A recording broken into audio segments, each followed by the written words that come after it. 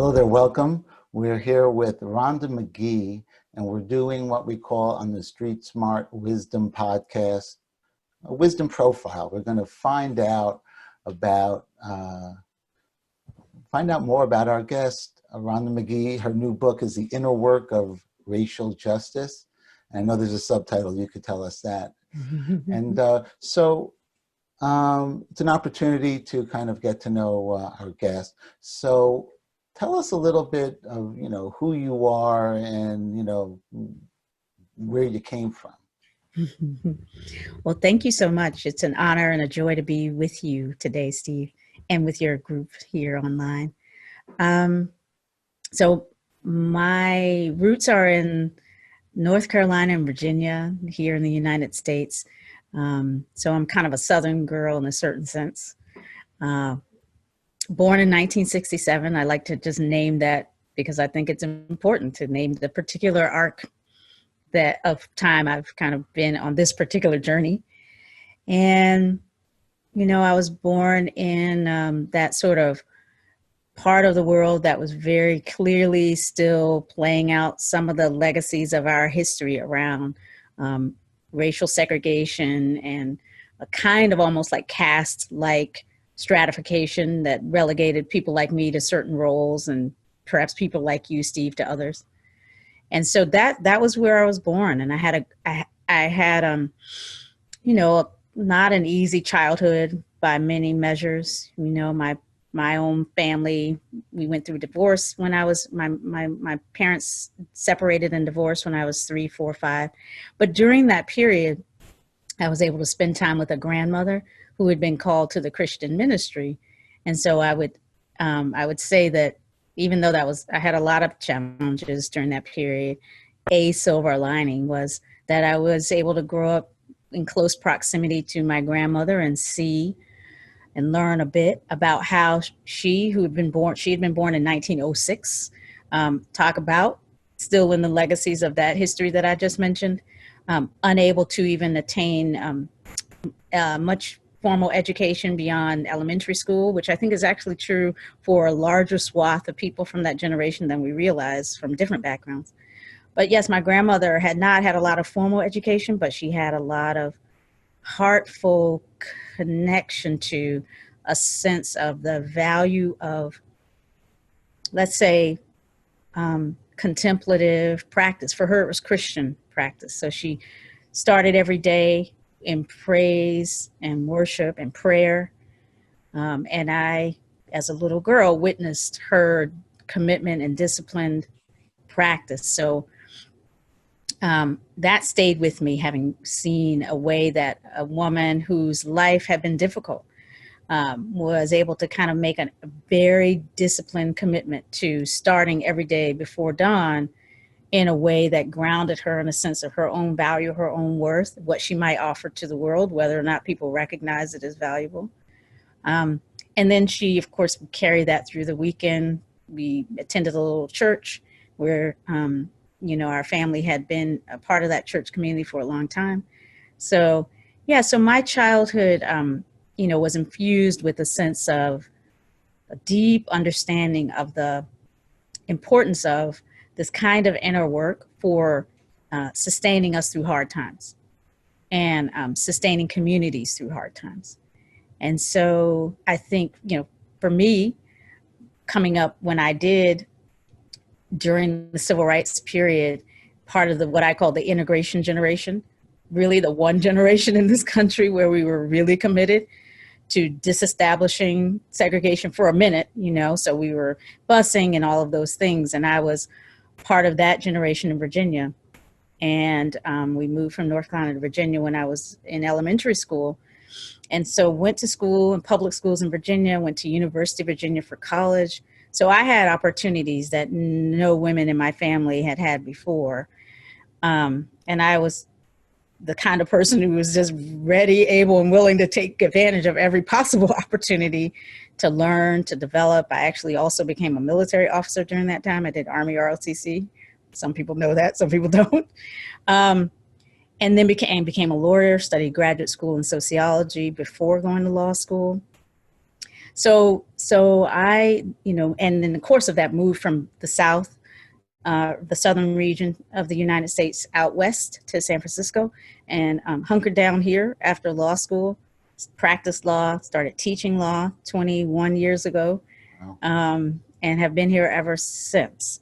And, my journey has been one in which I've been more and more seeking to bring this inner work practice set of commitments, the awareness that comes from that, the compassion, the sense of interconnectedness that flows through that, into engaged life. So it's been this journey for me of that edge of like, I am in law, I'm doing the best I can in that particular field and tilling this field in law, still teaching law, but also really being a part of this now international community of people seeking to bring inner practice into higher education and into, more effective, engaged work, whether it's in medicine, law, the whole range of ways that we are privileged to serve in life. Wow, so that's kind of that's an interesting arc. And then you just, maybe we'll do a more in-depth session in the future, but you just tell us about your book briefly. Yeah, so the book is called, as you said, The Inner Work of Racial Justice, and the subtitle is Healing Ourselves and Transforming Our Communities Through Mindfulness. And my effort there was to, again, take a part of this work of bringing inner and outer practice and awareness together in service of what we in the constitutional law sense called a more perfect union, but in service of being together more rightly and more justly, and trying to build a world in which every one of us can thrive.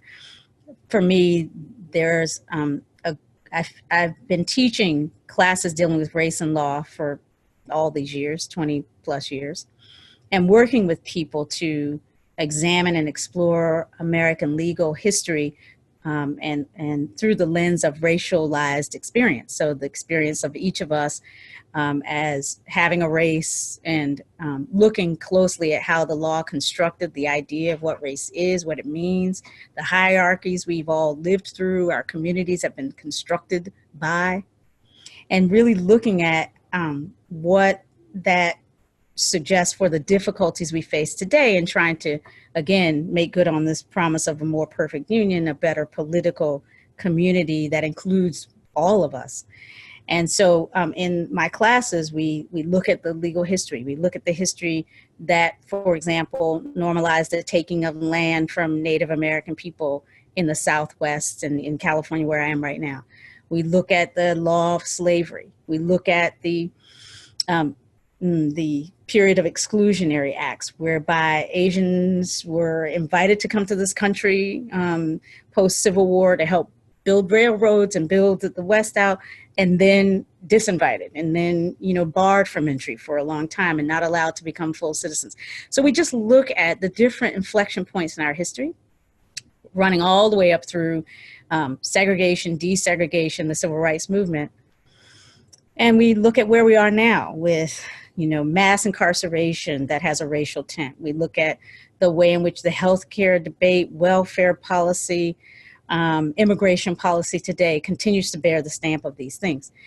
And so in my, experience, teaching these things just from a cognitive intellectual point was always a missed opportunity. It presented a great opportunity for us to learn more about how we got where we are, but it also, to the degree we weren't really looking at our inner experience of this, weren't bringing in what was happening to us emotionally, what we knew from our own family and our cultural backgrounds about this history, and how we ended up in the circles of conversation and connection that are these classrooms, these teaching and learning communities I was privileged to be a part of. So what I started to see was that, something might be deepened, we might be enriched if we could bring in some spacious contemplative practice to bear as we would look at these things. We might heal a little bit more. We might avoid the kind of us against them mentality, the kind of grief that we were feeling could be processed more effectively and not, set itself up for vengeance and all kinds of patterns of, repetition through our own lives and with our own children. So for me, this idea of healing, and not just learning, but trying to redeem, heal, transform, just was always a part seemed to be a part of the work. And so about 15 years ago, I started exploring how to bring these inner practices into teaching. And the book flows from, the book is kind of the outgrowth of 15 years of experimentation and practice around bringing contemplative practice to bear on teaching and learning about race and racism. So is it geared towards individuals or educators or both? Or? It's a great question. It's actually geared toward anyone who's interested in more deeply looking at this aspect of our individual, interpersonal, and community lives.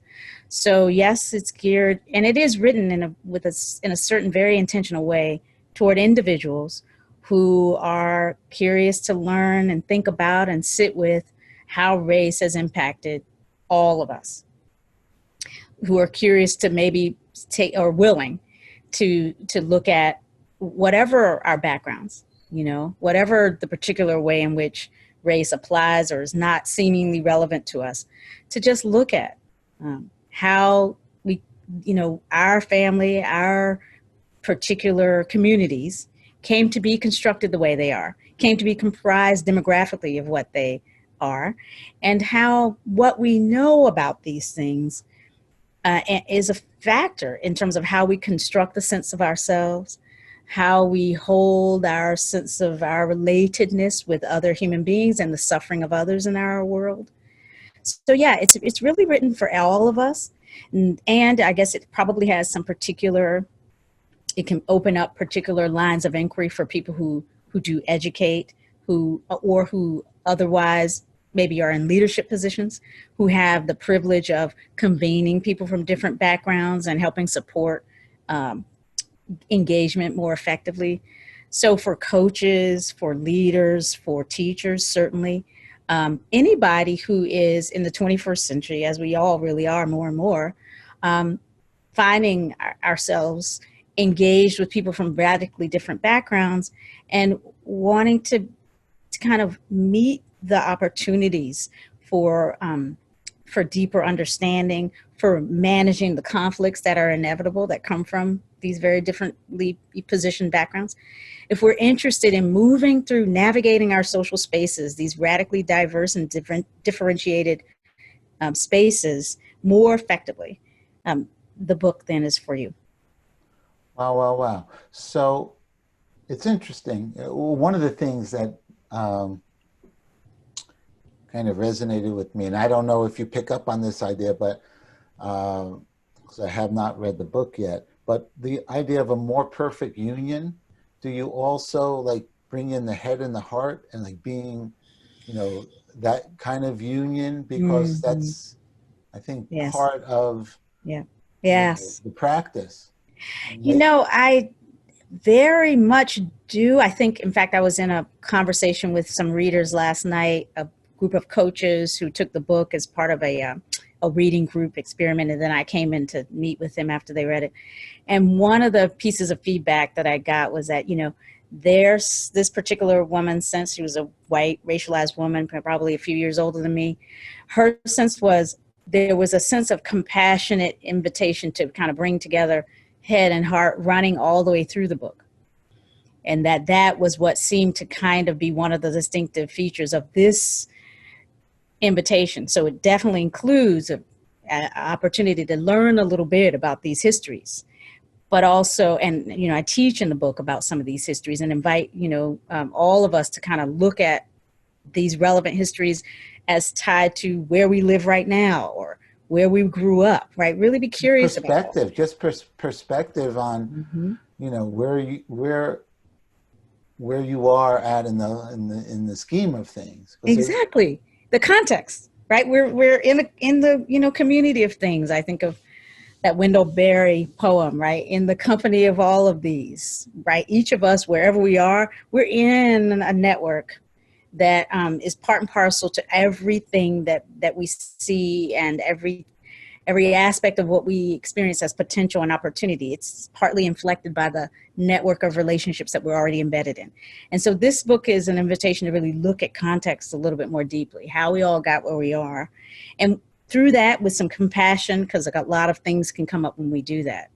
You know, we can feel some shame, we can feel some pain, we can feel some lot of different things. It's interesting So, because yeah, you look most times the context that mindfulness is brought up in is my own personal shtick or my own drama. And, you know, my mom did this, my dad did that, or, you know, I'm working through my personal things. But this kind of takes like a step back, I think, and, you know, offers, you know, context, I guess, for leaders and also for individuals, I think. exactly. You know? Yes. So that we can, you know, and it is not about, you know, losing sight of those things that you mentioned, the kind of personal struggles we have, but it is about seeing that those personal struggles are tied to, are happening within this broader context that What is worthy of seeing more rightly as well. is what's that word that John Kabat-Zinn uses? Orthogonal. Orthogonal, You know, yes. so it's like a whole. I don't even know what Yes. the hell it means, but Yeah, it's I laugh about this all the time. but it's another way of looking It's a at things. shift. Exactly. And it's not, again, it's both and, right? Right. It's all there. It's like broadening. And so that is what I hope this book helps us all do, be more curious about the way in which our personal struggles are embedded in a network, an Indra's net, this sort of broad network of human experience. You know, I call it the long, broad, and deep now. And so it's, you know, when we talk about being present with meditation, it's right here, right now. But really, this now includes so much of, you know, the past in a certain sense. And, you know, this network, again, horizontally of folks who are supporting us and being where we are and so on and so forth. And Yeah. so, yeah, that sense of union in that deep, rich way is very much a part of the work. And to be really kind of right here, right now with you, it's part of a kind of a new project that I'm working on too. Like I've been thinking about inviting us into a meditation on the preamble of the Constitution, where in which we say we the people, in order to form a more perfect union, right? Establish justice, ensure domestic tranquility, right? There are so many beautiful aspects of just this very simple but so crucial language that is part of, again, my work as a law professor to kind of be present to that document that constitutes us as a legal community.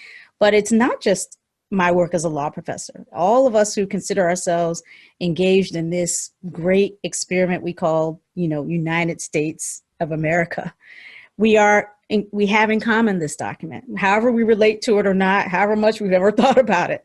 But there's language in there that I think, including this idea about a more perfect union, that if we kind of sit There's a with it, lot of and layers of meaning to that. a lot of layers of beautiful meaning, including, yes, the union of individually within us, right? So many ways that we've been divided, and we hold our experience in divided ways, these compartmentalized ways, right? Thinking, cognitive measurements of who we are and what we can put on a resume, the heart and the soul and all of the different dimensions of our experience that often are not as well recognized because we're not necessarily getting paid because by showing up in those ways. So healing the separations is a very important part of my work, and I talk about that a lot in the book. And it is a part of what I think I in this moment, I feel, you know, I call it the COVID scene, the era of the COVID crisis is awaking us up to interdependence, interconnectedness, to the reality of our being And our in, breath, and right? our breath, And our and breath. our, you know, touching and, there's a lot more consequence to all of that. All of them. So we could go on for a long time, and maybe some other time we will, but here's a question. So this is kind of the way we wrap up our profile. If you were a wisdom profile, if you were a superhero, what would be your origin story? Or what set all this path in motion? Wow, that's a well. You should have given me that question in advance, Steve. Let me think. So what set it all? I honestly think it was this crucible of, as I mentioned before, being born in that place of, absolute, in a certain sense, deprivation. We had our backs up against the wall where I grew up. Okay. My grandmother quilted like many of our grandmothers, but her quilts were not fancy.